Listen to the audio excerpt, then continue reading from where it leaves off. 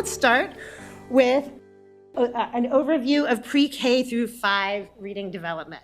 Usually we talk about the simple view of reading, so that we say that we're predicting reading comprehension by measuring kids' decoding and linguistic comprehension. And we usually use this in the early grades to talk about why decoding is so important. Like, obviously, these are equally important factors, listening comprehension and decoding. But generally, when we're talking about the simple view of reading, we're like, well, we have to teach decoding first, right? Because they're not going to be able to read anything if decoding is 0. But what research has shown is that the way to measure these skills actually changes over time.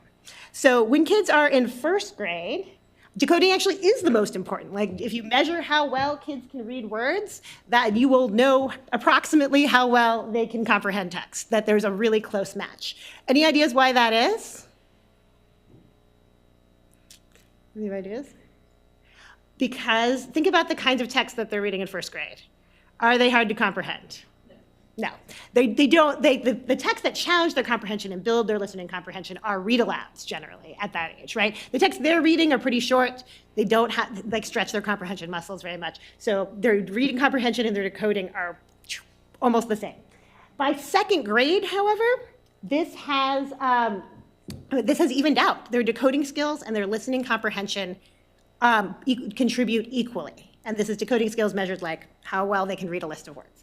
But by 3rd grade, reading fluency, the ability to read quickly and accurately in connected text, has replaced a simple definition of decoding in the model. So you don't measure them how well they read words in isolation anymore if you want to predict their reading comprehension. You measure how fluent their reading is. And that is what takes kids beyond, and that's what's important for supporting reading comprehension beyond 3rd grade. So we're going to talk a little bit about what reading fluency is and how to support it. But sometimes this is misunderstood. People say, oh, well, the correlation between decoding and reading comprehension declines after a certain age. So it's not important after a certain age. It's not only not important if you've mastered it, right? It's only not important if you've gotten to the reading fluency stage. And everybody knows that I love Linnea Airey's phases of word recognition. I talk about these all the time. But most of the talking we've done, when we think about how kids move through the phases of word recognition and get to that fluent stage, most of the talking we've done has been about the pre-alphabetic, partial, and full alphabetic stages, right? How do we get kids who aren't using letters and sounds to use them? How do we get kids who are using some letters and sounds to use all of the letters and sounds? We talk a lot, like all of our phonemic awareness and phonics training is all about helping kids do this better at a letter-to-letter way. But as Nell was talking about, most kids need to move beyond this by 1st grade or 2nd grade. What they move into what's called the consolidated alphabetic phase, and this is where they were using chunks to read words. So they use multi-letter patterns like vowel teams, digraphs, blends, that kind of thing. But they can also use prefixes and suffixes, and we're going to talk about that more in a bit. And they now have a large lexicon of known words that they already know how to read, and they can analogize from that knowledge base to other words. So they still need instruction on how to do this. Lots of our phonics and phonics instruction really focuses on kids in moving those through those first few phases, but this phase is the longest. This is where most kids in elementary school are, and they need support to work through this phase and build more sophisticated word recognition strategies that are appropriate for this age. We're ultimately trying to get them to where we are, which is the automatic phase, which most words are recognized automatically. And if there's a new word that you come across for some reason, you can quickly use word parts and analogy to figure out what it might be. What research shows is that we are not doing a great job at actually getting kids successfully through all those phases by the end of elementary school.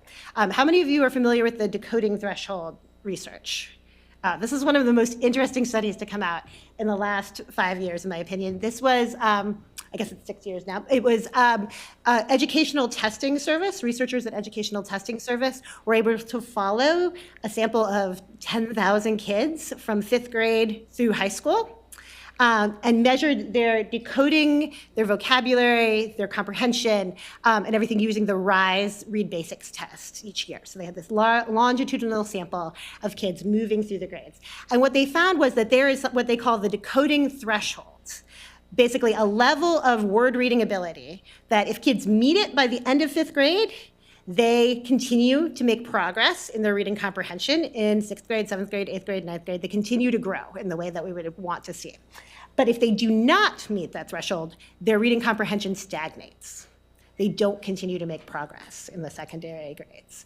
And basically, and they estimate that about 38% of 5th grade students are not meeting that threshold right now.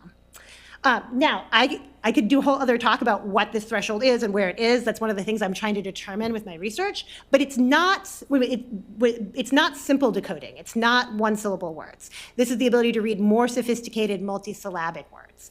Kids need strategies and the ability to read almost every word they're encountering in a text by the end of 5th grade. And if they don't get that, they're going to have a lot of trouble. One of the reasons is that middle school isn't set up to do a lot of decoding support, right?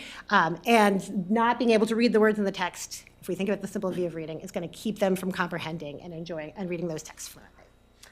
So this is what when we're talking about the beginning reading, we're talking about beginning readers, we're thinking about kids really digging into those decoding processes and switching their attentional resources between decoding and comprehension. So they're slow, they're not really able to read with a lot of speed and prosody in 1st grade. But over time, the goal is to really create decoding processes that are sophisticated and automatic so that most attentional resources can be devoted to comprehension. So we're talking about reading fluency. We're not just talking about reading fast. We're not just talking about sounding nice when you read. We're talking about the ability to read without stopping to figure out the words on the page. That's what reading fluency is, and that's the goal, in my opinion, of elementary reading instruction, is to get to the point where kids can just open a book and get lost in it, and they're not hampered by their decoding skills. So this is what we all want, right? We want kids to open books and have these unmediated experiences with them. And so that's what we're thinking about, how we can get our educators to support that goal.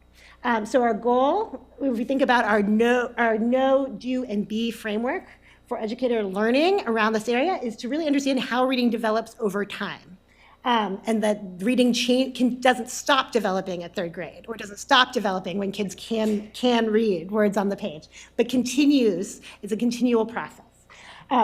We also want to teach educators to be really asset-based in this space. I'm always hearing from teachers who say their 4th and 5th graders can't read. And then I listen to them read, right? They are reading most of the words on the page.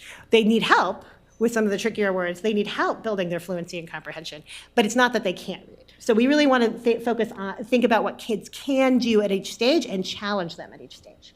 We want to help them, teachers use developmentally appropriate research, evidence-based practices to support those kids. And we want to support teachers in having strong self-efficacy in this area. We want them to think about themselves as people who can set up high expectations for their students and meet them.